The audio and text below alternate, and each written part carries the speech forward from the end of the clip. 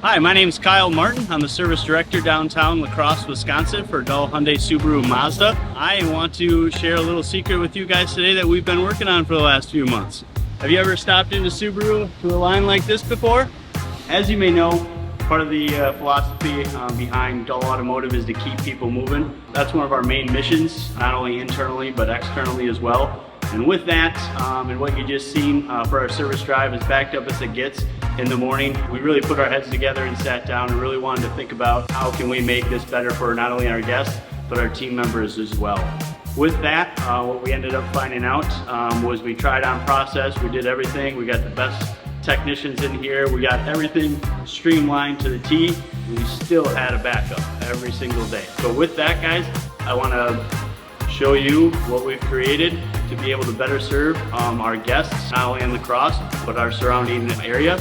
So here it is, guys.